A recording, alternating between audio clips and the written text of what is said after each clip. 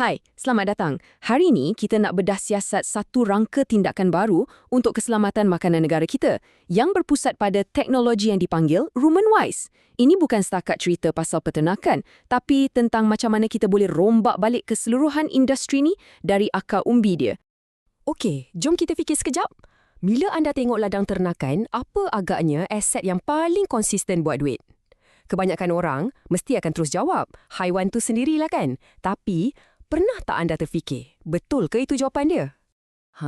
Jawapannya sebenarnya bukan. Cash cow yang sebenar ialah makanan ternakan tu. Seekor haiwan kita jual sekali je.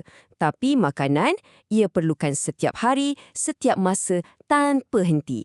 Inilah enjin ekonomi yang sebenarnya memacu seluruh industri.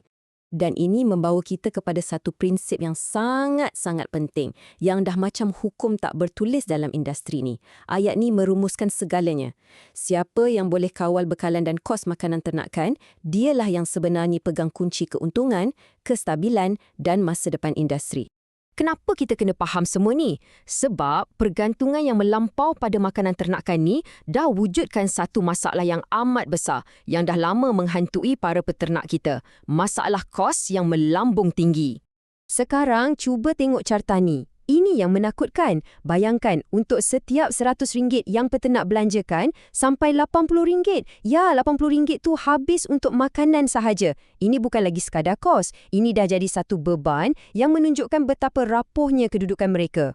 Bila sebahagian besar kos anda terikat pada satu benda, apa-apa kejutan kat pasaran boleh jadi malapetaka. Harga bahan mentah import naik sikit, kos logistik global kacau, habislah. Margin keuntungan peternak akan terus terhimpit, makin nipis, sampai satu tahap dah tak boleh nak bernafas. Slide ni tunjuk dengan jelas betapa besarnya jurang prestasi sekarang. Jom kita tengok nisbah penukaran makanan atau FCR. Senang cerita, berapa kilo makanan kita kena bagi untuk dapat sekilo daging. Angka sekarang 8 hingga 12 kilogram. Tu sangat tak efisien. Bayangkan anda bakar 12 kilo makanan untuk dapat balik sekadar sekilo hasil. Standard yang optimum patutnya 6 hingga 7 kilogram je. Ini bukan setakat nombor. Ini duit yang dibazirkan setiap hari. Jadi, berapa harga ketidakcekapan ni?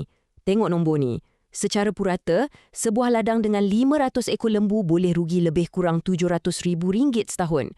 Duit sebanyak tu boleh beli rumah tau. Tapi hangus macam tu je disebabkan makanan yang tak efisien, masa pengemukan yang lama dan kematian haiwan. Ini angka yang boleh lumpuhkan mana-mana bisnes. Okey, kita dah faham masalah dia yang agak parah ni.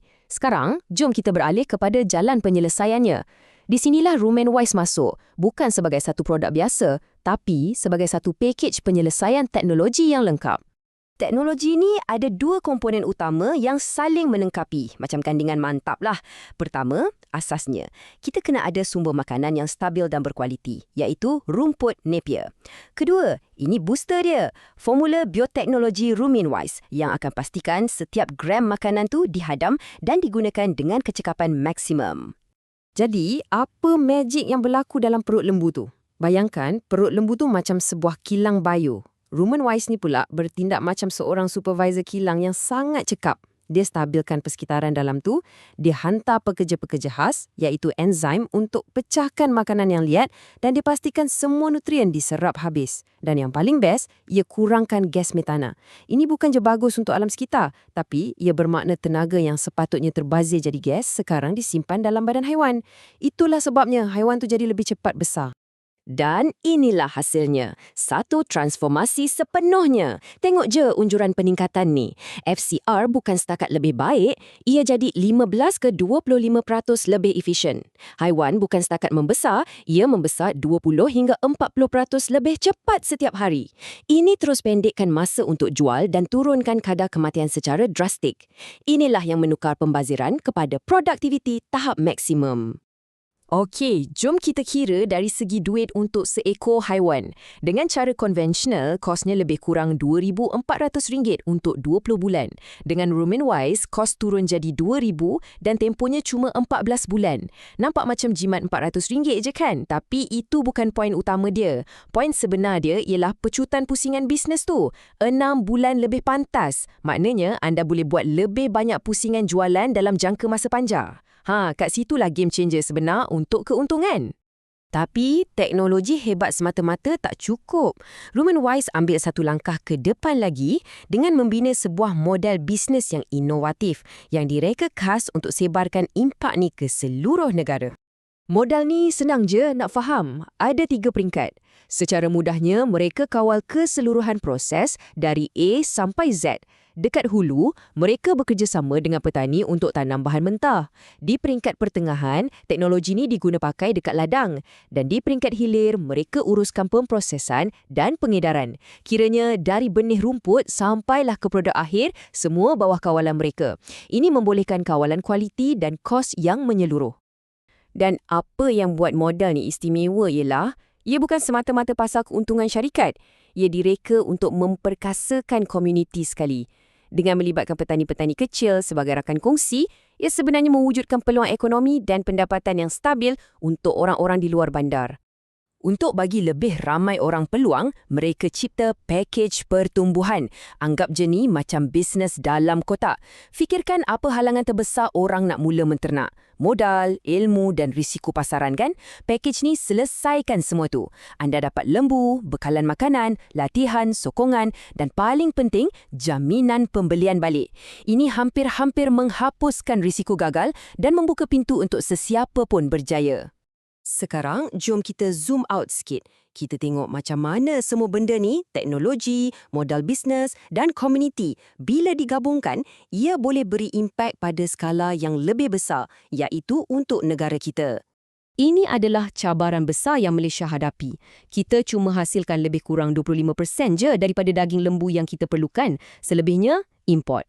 Sasaran negara ialah untuk capai 50%. Model Roman Wise ni direka secara langsung untuk bantu kita rapatkan jurang ni.